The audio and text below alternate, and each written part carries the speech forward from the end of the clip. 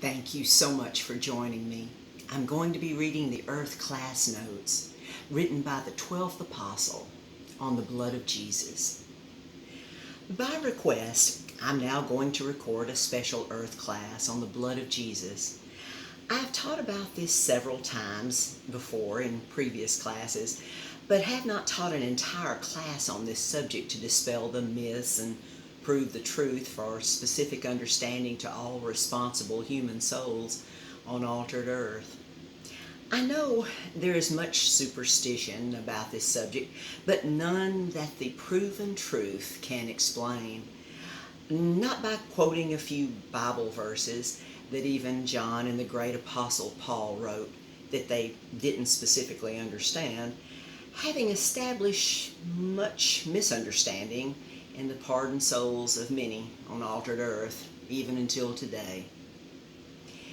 But if you will allow the proven truth to set you free from all superstition, especially on this subject of the blood of Jesus and baptism, the other superstitious theological deceptions will become much easier to honestly overcome through personal, progressive understanding, knowledge, and sovereign belief with patience, kindness, and the greatest power there is, love. Jesus received his mortal body from his mother Mary at his conception, 1225-11 BC, and was born 6 months later, 7410 BC, all of which I have proven several times in these special earth classes. Are you ready to close the coffin on confusion, superstition, and misunderstanding forever? Jesus did not bleed to death in his terrible beatings and crucifixion, proven by the Roman soldier who broke the leg of the two thieves on either side of Jesus to hasten their mortal deaths. But Jesus had already left his mortal body, as the soldier could see. But to be sure, the soldier took his long Roman spear and pierced the side of Jesus' dead mortal body at an upward angle that went into his heart, where his blood had pooled and separated the serum from the red blood cells. So when the soldier withdrew his spear, and forthwith came there out blood and water. John 19:34-36.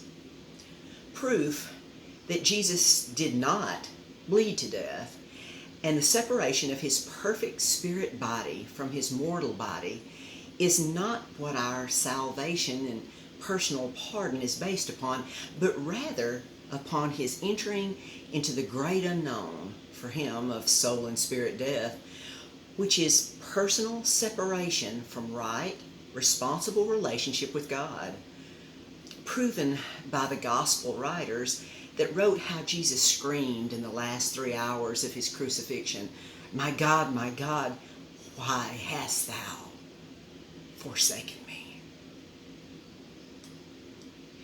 And what he said at the end of the 3 hours, proving right relationship with God had been restored. "Father, into thy hands I commend my spirit."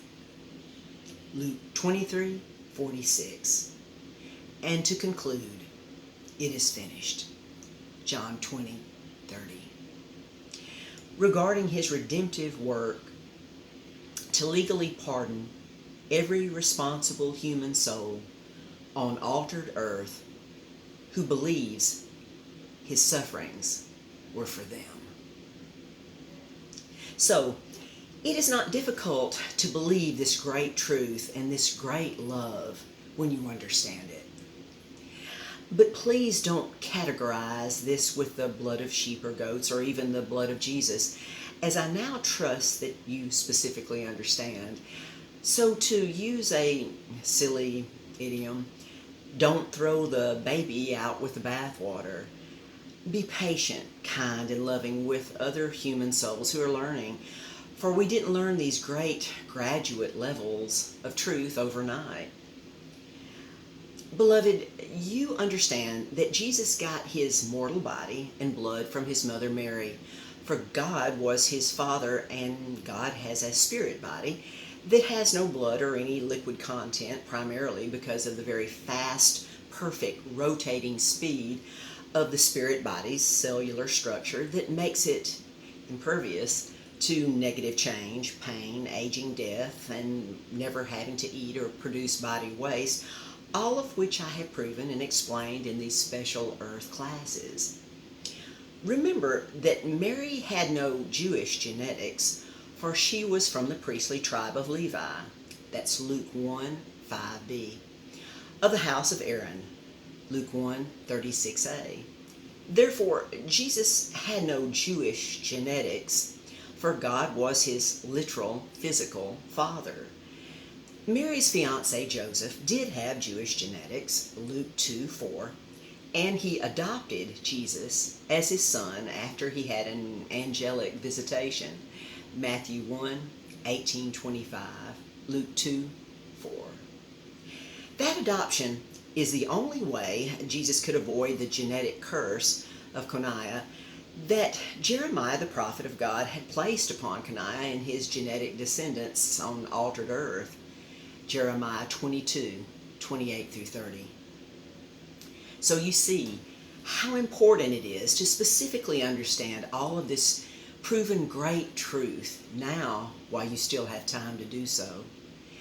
Genetics is so important that it contributed to the 4 half-brothers and 3 half-sisters to Jesus from Mary and Joseph in believing who and what Jesus truly was, for they believed the gossip about Jesus rather than the truth until the resurrection of his mortal body from death. John 7, 5. 2 of his half-brothers, James and Jude, wrote short epistles about Jesus that is in the New Testament record of the Bible. Thank you so much for your time. I so appreciate you allowing me this time that's so valuable, that's so priceless. Until next time.